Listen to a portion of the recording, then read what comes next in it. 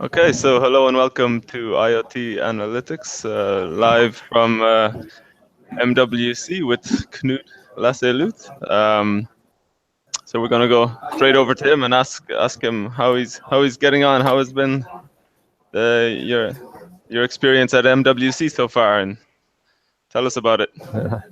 Hi, Padraig. It's good. I'm actually sitting here in the media room, so you see lots of people around me, lots of buzz here. It's huge.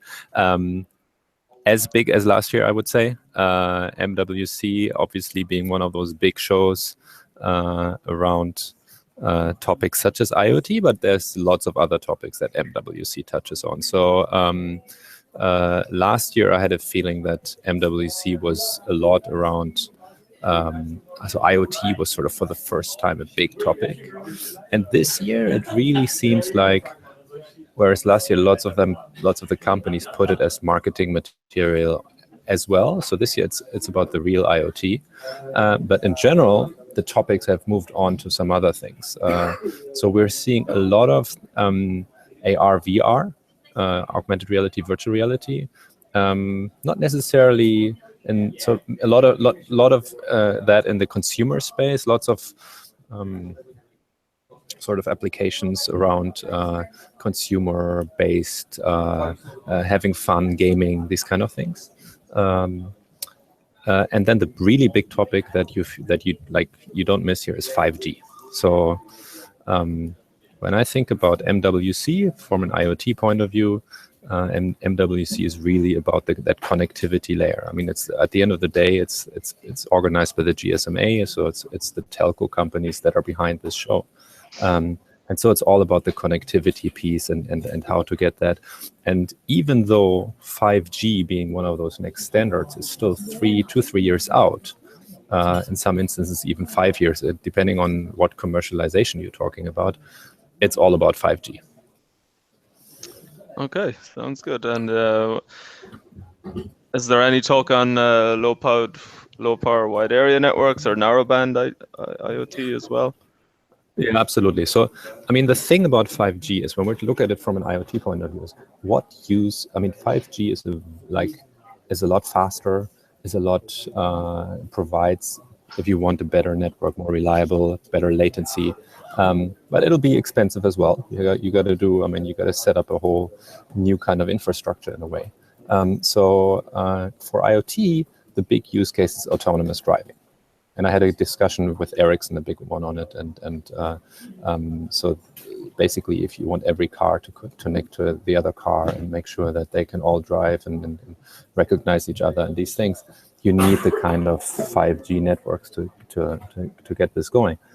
Outside of that, there is actually not that much for IoT. Like, yes, they cite healthcare a lot, but I haven't actually seen many of the cases. And so it's, even though they all put it on there, like for IoT, it's not such a big thing. And you just mentioned like the low power. That is a big topic as well. I mean, you definitely see both Sigfox and LoRa have large sort of stands here. And so narrowband IoT being the standard that is pushed in the licensed spectrum, and that is also like licensed by the GSMA, is being introduced this year with lots of pilot projects. And so I learned today that there should be around about, I don't know, was it around about 20 to 30 actually commercializations of that technology. And so I've seen a few showcases. For example, at Ericsson, they showed how a factory in China uses connected screwdrivers that are connected via narrowband IoT to do specific maintenance tasks and to realize when the tool needs to be changed and things like that. So there is a lot around narrowband and other low power standards here. I'll be talking to some of the low power guys tomorrow, so maybe when we do our wrap up tomorrow, I can talk a little bit more about that topic. Okay, sounds like there's a lot about connectivity, obviously enough for MWC. But is there any focus on IoT security at all, considering? There is some. not necessarily more than you would expect. I had but I found my first. So I've been looking for this, the first use case of IoT and blockchain, and so IoT. We've discussed this last time, that blockchain and IoT security, that's a natural fit, and I think in the upcoming report you're writing about it as one of the trends. There's a company called Dark Matter. I think they're based in the United Arab Emirates. And they say they have an implementation of a blockchain-based IoT security/authentication system.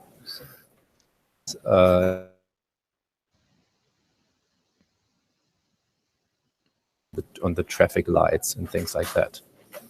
Okay. And that sounds use interesting. The blockchain there to authenticate individual devices and ensure that that's working. Okay, sorry. Yeah, that sounds good. And did they mention anything about scalability? One of the question marks over blockchain for IoT security is scalability. Will they be able to handle the billions of devices and the You mean for that blockchain? Yeah. Well, he was talking about not the. So when you scale this, it's not the whole blockchain that needs to authenticate everything. They basically take single pieces and just individual parts of the blockchain that authenticate other parts. So it doesn't get too complex and too heavy, if you want, in terms of the everything that's necessary. Does that sort of answer your question?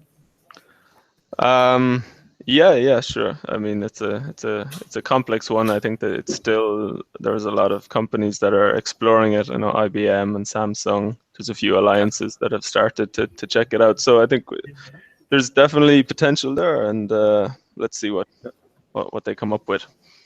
Another topic that's interesting is open source, and I actually didn't want to talk about it, but I've talked to 3 companies that are really saying, well, look, the time is over to look at open.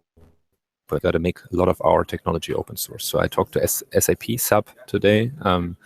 They're doing a lot of their analytics pieces in open source right now, they're saying.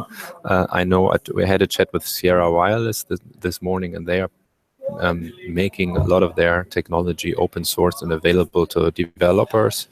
And there was a 3rd company that I forget.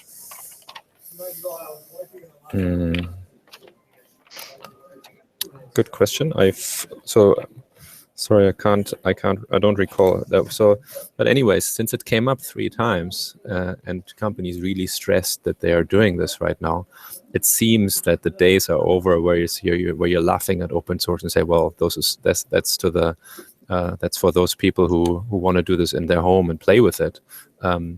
The value of open source and the tremendous amount of innovation that comes from that has been recognized, I think. Another company I talked to was Red Hat, and Red Hat obviously is a big player in open source. Okay. Yeah, cool. Yeah, so I've seen you've been tweeting quite regularly today from some of the exhibits you visited. What was the most compelling IoT solution you saw today?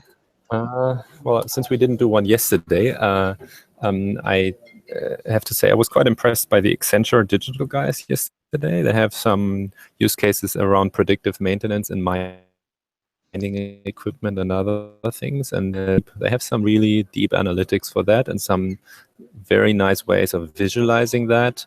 And in terms of predictive maintenance, for example, they're not just doing the condition monitoring, they do go further. They do go into remaining useful life calculation and the sort of more sophisticated elements that are necessary. So I was kind of, even though it seems like their solution is fairly new and not like rolled out in masses, I was happy to see someone that could go very deep and show this. I mean, on the other hand, today I visited the SAP booth.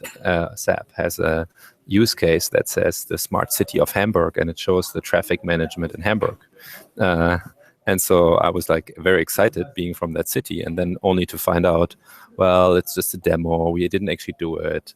It's just to show what we could potentially do. And so I'm really happy to see these sort of deep things, in this case Accenture, and quite rather disappointed whenever you see this from SAP, that they do like that they show a big demo and then there's really not that much behind it. Yeah, I guess they're not the only ones out there claiming to have these big projects on the go, and they're just proof of concepts or demos. Yeah, but that's I suppose that's the job. Try and figure out who are the big players and who are just talking. So, well, any other takeaways? Any other takeaways from today, or? Yeah, I have a couple more. I'll leave them to tomorrow. Let's keep it around the 10-minute mark today. There's plenty more, and I have a couple of very interesting. I'll be chatting to the LoRa and Sigfox guys, for example, tomorrow. So there's more coming from the low power front, and then there's certainly more we can talk about tomorrow. Great. Well, thanks for giving us a pretty good comprehensive summary of MWC so far, and look forward to finding out more tomorrow. So, all right, thank you. I'm looking forward to chatting with you. Yeah, have a nice. Good to see evening. That it's even a little bit light outside by now in the office. Last time we talked, it was dark, and it was the same time. So well, it's not Barcelona, but it's okay. Okay, talk to you tomorrow. All right, enjoy. Bye. Bye.